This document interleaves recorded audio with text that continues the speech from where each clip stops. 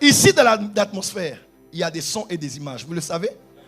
Quand tu branches un récepteur, tu élèves l'antenne, il te suffit de te connecter et tu entendras ce que les gens sont en train de dire et tu verras les images qui sont en train d'être projetées. Dans l'atmosphère ici, il y a des visions. Tout dépend de ta capacité à te concentrer. Il n'y a pas de concentration, il n'y a pas de méditation sans concentration. Il n'y a pas de concentration sans contemplation. Il n'y a pas de contemplation. Est-ce que je dois dire ça ici? Il n'y a pas de contemplation sans respiration.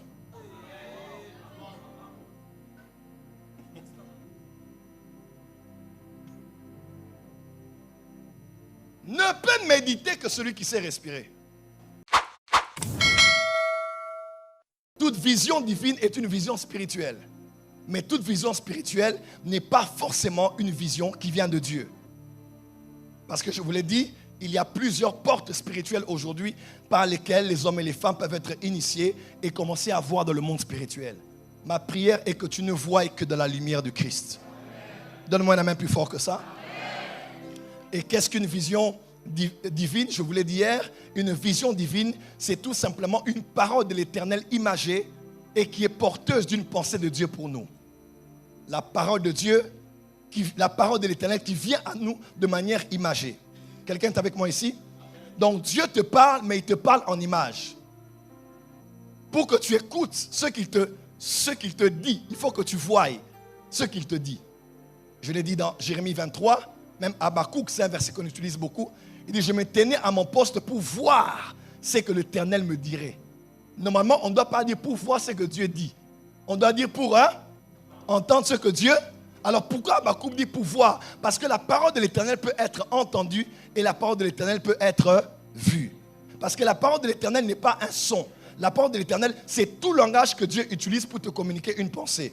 Ainsi, Job a dit, l'Éternel parle tantôt d'une manière, tantôt d'une autre, mais c'est nous qui n'y prenons point garde, n'est-ce pas? Donc, la parole de l'Éternel n'est pas qu'une voix. La parole de l'Éternel peut être une voix, un événement, un dessin animé, un documentaire, un païen qui te parle, un événement qui se passe, la nature que tu observes. Toutes ces choses peuvent constituer une pensée de Dieu qui t'est communiquée par ce qu'on appelle en déduction la parole de l'Éternel. Donc Dieu t'envoie une vision, tu vois des images. Tu dis waouh. Des fois l'image a un son. C'est-à-dire tu vois l'image, c'est audiovisuel. Tu as vu, mais tu as aussi entendu Dieu qui a dit mon fils, ce que tu vois veut dire telle chose. Mais des fois, c'est juste visuel et non audio. Il n'y a qu'une image et il n'y a pas un son. Mais tu peux extraire le son de l'image par ta sagesse et ta maturité à interpréter et à décoder l'image que tu as vue. C'est ainsi que dans les services prophétiques, il y a beaucoup de choses que l'on voit. Et Dieu ne dit pas, voici ce que ça veut dire. Mais qu'est-ce que Dieu fait? Tu as la maturité dans ton esprit.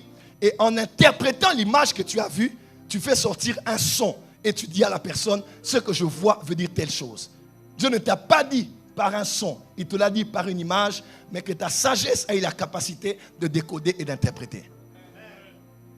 Qui a compris? Qui a compris? Acclame, maintenant on va entrer dans le vif du sujet. Alors, nous avons dit qu'il existe 7 visions que nous devons connaître. 7 types de visions. On peut aller, premier type de vision, c'est ce qu'on appelle, accompagnez-moi, c'est ce qu'on appelle, premier type de vision s'appelle une impression prophétique. Dis avec moi, impression prophétique. Plus fort, impression prophétique. Plus fort, impression prophétique. Qu'on appelle aussi la vision de la tête, la vision mentale. Des fois, ce n'est pas très clair, mais ça peut être compris par la maturité de l'interprétation. Est-ce qu'on peut lire un verset? Évangéliste Myriam, prenez le micro. Daniel 7, verset 15.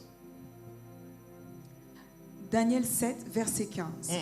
Moi, Daniel, j'eus l'esprit troublé au-dedans de moi, et les visions de ma tête m'effrayèrent. Et les visions de ma tête m'effrayaient. Dis avec moi, les visions de la tête. Les visions de la tête. Les visions mentales. Les visions mentales. Dis encore les visions de la tête. Les visions de la tête. Daniel dit, il eut l'esprit troublé. Pourquoi? Parce que les visions de la tête, il dit, et les visions de ma tête m'effrayèrent. Écoutez-moi, la première dimension des visions, c'est ce qu'on appelle les impressions prophétiques. C'est-à-dire, à l'intérieur de toi, tu as comme une image qui n'est pas très claire. En fait, tu ressens quelque chose. Tu es conscient que ça veut dire quelque chose, mais l'image, soit elle est plus ou moins claire, soit elle devient de plus en plus claire lorsqu'elle grandit en toi. Elle vient de différentes manières. Premièrement, je vous donne un exemple. Lorsque tu commences à intercéder, j'intercède pour Mike. Seigneur, je prie pour Mike et pour sa femme. Pendant que tu pries.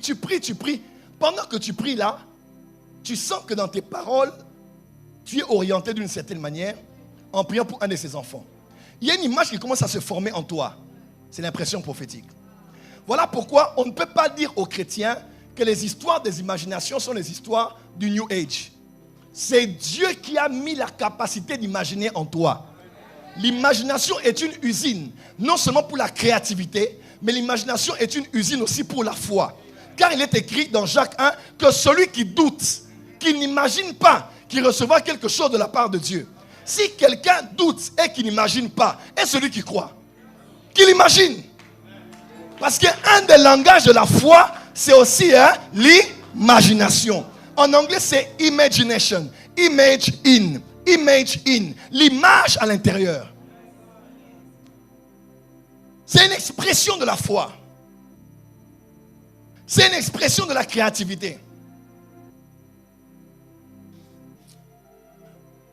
Le passé se trouve dans la mémoire, mais le futur se tient dans l'imagination. Oh, tu n'as pas dit amen là où tu es. Le passé se trouve dans ta mémoire, mais ton futur peut être créé dans ton imagination. Les prophètes peuvent le savoir. Des fois, ça m'est déjà arrivé, je viens au culte, je dis, je prophétiserai pour quelqu'un aujourd'hui qui s'appelle tel, qui a un enfant qui s'appelle tel, dont le papa s'appelle tel. À la maison, je crée ça. Je viens à l'église et je trouve la personne qui est là, exactement comme j'ai... L'imagination est une des parties que Dieu a laissées dans l'homme, même après la chute. L'homme peut imaginer, avoir des images et il crée quelque chose. Marc 11, verset 22, 21, 22, 23. Tout ce que vous demanderez en priant, croyez que vous l'avez reçu et vous le verrez s'accomplir. En grec, on dit, voyez que vous l'avez reçu et vous le verrez s'accomplir. Il faut voir 2 fois avant de recevoir. Il faut voir à l'intérieur pour voir à l'extérieur. Est-ce que j'ai parlé à quelqu'un qui est ici? Est-ce que quelqu'un voit à l'intérieur 2025 comment ça sera? Si tu peux voir 2025 à l'intérieur, tu la verras à l'extérieur.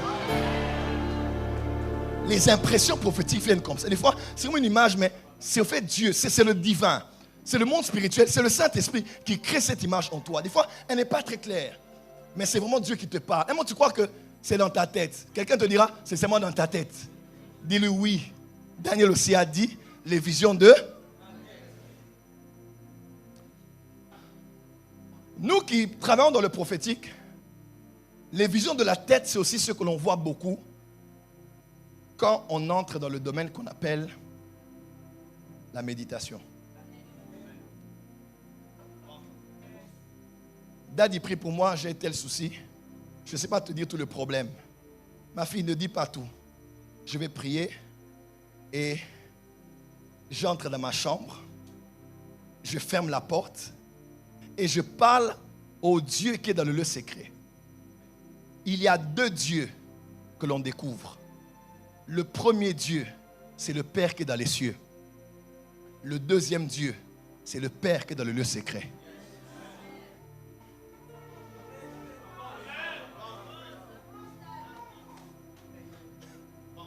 Lorsqu'on veut le voir se manifester, on élève la voix en public et on parle.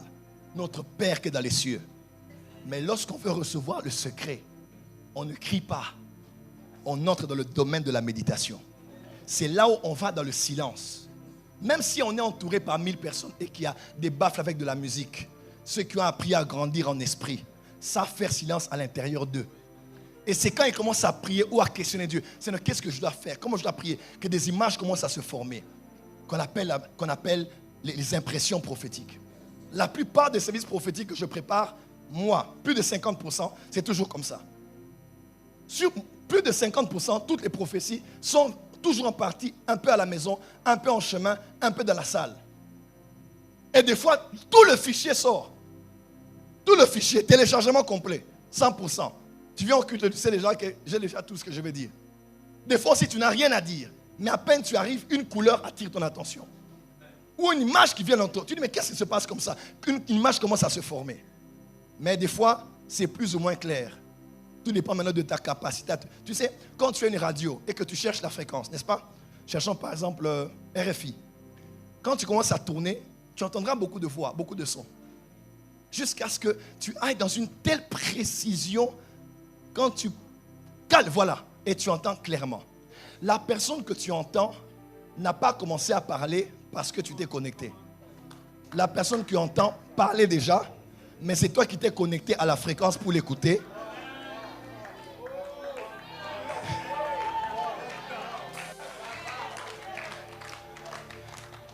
Ici, dans l'atmosphère, il y a des sons et des images. Vous le savez? Quand tu branches un récepteur, tu élèves l'antenne, il te suffit de te connecter et tu entendras ce que les gens sont en train de dire et tu verras les images qui sont en train d'être projetées. Dans l'atmosphère ici, il y a des visions. Tout dépend de ta capacité à te concentrer. Il n'y a pas de concentration, il n'y a pas de méditation sans concentration. Il n'y a pas de concentration sans contemplation. Il n'y a pas de contemplation. Est-ce que je dois dire ça ici? Il n'y a pas de contemplation sans respiration.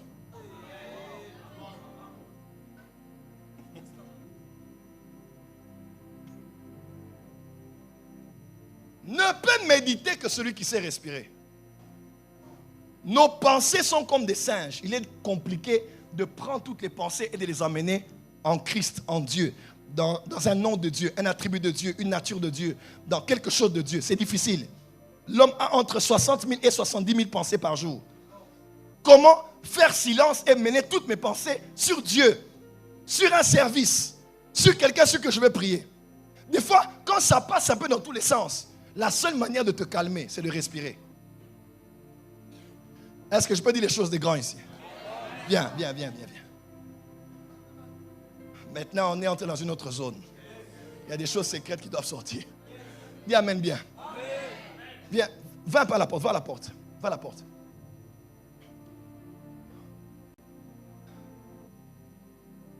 Cours maintenant, viens, cours vite.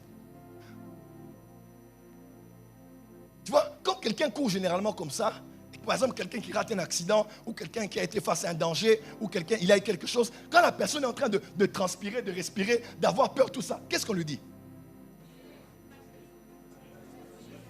Hein? On dit quoi?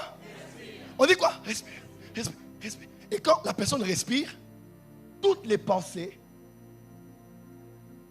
qui s'éparpillaient commencent à se focaliser et à se calmer. Quel lien il y a entre les pensées et le souffle? Quel est le rapport entre la pensée et la capacité à respirer? Frère, il y a des choses que ces gens-là ont volées chez nous. Parce que nous, tout ce qu'on connaît, c'est craindre Dieu et la sainteté. Frère, il est temps d'entrer dans le mystère du royaume. Oh, dis amen que je t'explique. Dieu a créé l'esprit de l'homme. Genèse 1, verset 26. Après, Dieu a formé le corps de l'homme. Genèse chapitre 2. Il prend l'esprit, le rouak, il met dans le adama, il prend le pneuma, il le met dans le nefesh, c'est ça? Dans le nefesh, quand Dieu souffle, l'homme devient un souffle de vie. Neshama. Esprit, âme et corps. Alors, on sait là où l'esprit a été créé, on sait là où le corps a été créé, mais l'âme vient d'où? L'âme est là. Généralement, nous croyons que l'âme est une création accidentelle. Dieu a seulement mis l'esprit et le corps, et bref, ça a créé l'âme. c'est mal réfléchir. Parce qu'on croit que la troisième création de Dieu dans l'homme a été un accident. Et si c'était le but? Et si le but de Dieu c'était, je vais arriver à créer l'âme. Oh. Et pour que j'en arrive à l'âme, je dois mixer l'esprit et le corps. Nous ne sommes pas les gagnants d'esprit. Nous sommes les gagneurs d'âme. Ce qui continue après la mort, c'est l'immortalité de l'âme. Non du corps et de l'esprit. Dis amen bien là où tu es. L'âme est créée. Mais l'âme, où est son habitation? Là où l'âme siège, c'est dans le sang. Parce que le sang est un liquide spirito-matériel. Le sang est liquide, mais le sang est aussi spirituel. Parce que le sang est liquide que je vois, le sang aussi, il y a l'âme dans le sang que je ne vois pas. Mais, pour que ce sang circule dans tout le corps, par le canal du cœur qui pompe le sang, il faut quoi essentiellement? L'oxygène. Le cœur est à côté et les poumons sont ici. Pourquoi les poumons ont la forme des ailes?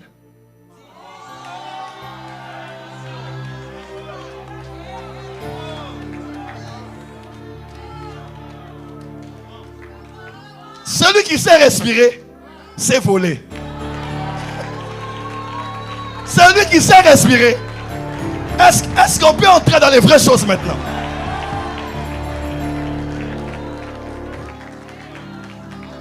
La respiration est le processus par lequel l'âme circule dans le sang. Et le sang continue à maintenir la vie dans l'être humain. Si on étouffe le lieu où l'expiration et l'inspiration se fait, on étouffe ta bouche, on étouffe tes narines, tu vas saigner et l'âme qui est en toi va sortir. Comment quelqu'un peut mourir par étouffement? Comment l'âme peut sortir parce qu'on a bloqué les voies de respiration?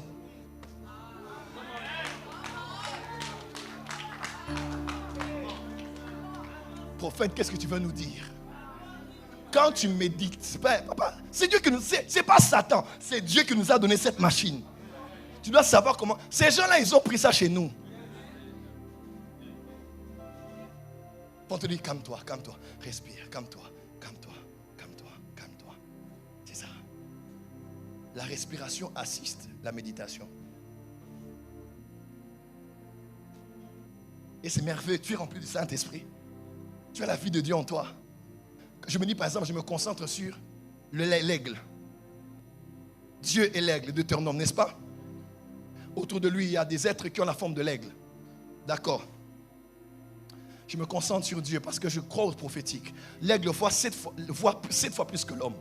Donc je me concentre sur cette nature de Dieu et je médite sur ça. J'aime le Seigneur et je médite sur ça. Je prends le temps de mettre mes pensées sur lui. Frère, c'est la voix qui ouvre la voie. C'est la voix qui ouvre la voie à la contemplation. Méditer, c'est un peu réfléchir sur le sens vague. Se concentrer, c'est ramener tout à un seul objectif. La méditation aussi comprend tout ça, par définition claire. Tout ce que je explique là, c'est la méditation. Et après, maintenant, la contemplation, ça veut dire, lève-toi mon fils. Je te vois, mais pour te contempler, je m'approche. Je vois maintenant tous les détails.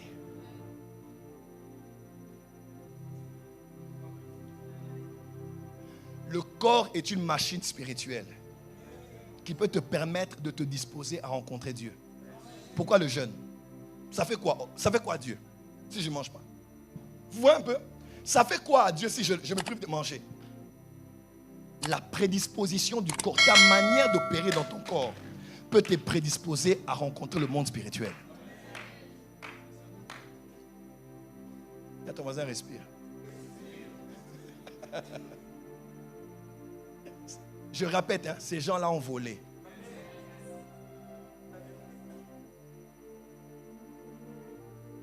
Il y a un calme quand tu gères ta respiration. Tu as déjà remarqué ça? Tu peux être troublé comment, mais quand tu... Tu as envie d'aller au petit coin, tu sais, hein? Quand tu as quelques minutes de la maison là, plus tu avances, plus ça augmente. Tu dis, Seigneur, je veux faire ça sur les vêtements aujourd'hui. Mais quand tu te dis, calme-toi. Joe, calme-toi. Tu vas maîtriser ça. Le corps est le temple du Saint-Esprit. Tout ce que Dieu a fait a un sens. Certains ont compris, mais d'autres jusqu'à aujourd'hui attribuent tout à Satan parce qu'ils n'ont rien compris. Jésus expira et il dit, je te remets mon esprit. Quel est le lien entre ce que quelqu'un et la vie qui sort de lui? Quel est le lien entre ce que quelqu'un fait, comme il a fait son dernier soupir, avant de mourir, elle a fait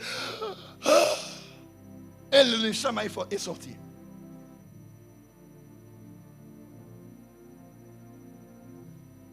Le souffle, c'est quelque chose. Je te donne une définition. Chaque parole est un souffle articulé. Quand tu parles, tu as soufflé et tu as articulé ce que tu as soufflé.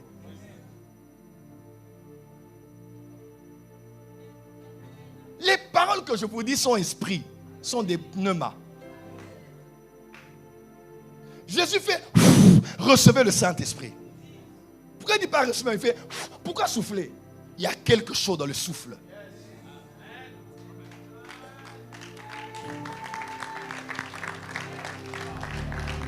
J'ai fermé la porte. Vous avez compris, hein?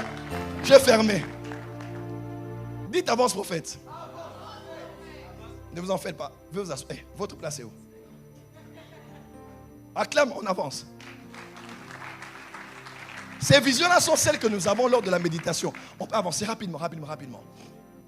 Wow, il y a beaucoup à dire. On va aller rapidement. Les visions nocturnes, nous les savons, n'est-ce pas? Il parle par des songes, par des visions nocturnes. Dieu parle. Dieu envoie aussi sa parole par les visions nocturnes. Les visions diurnes, n'est-ce pas, de la journée, et les visions nocturnes. Lorsque nous dormons, Dieu vient et nous apporte aussi des visions pour nous faire comprendre sa pensée. Moi, je suis quelqu'un qui ne rêve pas beaucoup, mais bizarrement, ces jours-ci, ça fait une année, je vois trop de choses. Et c'est pénible. Pénible. Il n'y a que maman qui le sait. C'est pénible. Presque. Donc, quand je dois dormir, je suis anxieux. Toutes les nuits. Quand ça ne se passe pas, je dors bien. C'est puis que je ferme les yeux, je commence à voir. Des fois, je me réveille la nuit. Une fois même, j'ai même presque pleuré. Je dis, papa, pardon, je travaille trop, je suis fatigué. Laisse-moi dormir, pardon, bloque ça. J'ai écrit à mon père spirituel aujourd'hui, j'attends qu'il me fasse signe demain. Je veux qu'il prie pour moi pour que ça calme. Parce que ça dérange mes journées. Je n'arrive pas à dormir. Je peux voir des 4-5 choses toute la nuit. Sur des gens, sur moi. Des fois, c'est même rien. C'est juste, je balaye un peu, run ma maison, j'habite là-bas, je ramasse des informations compliquées. Seigneur, que je me repose.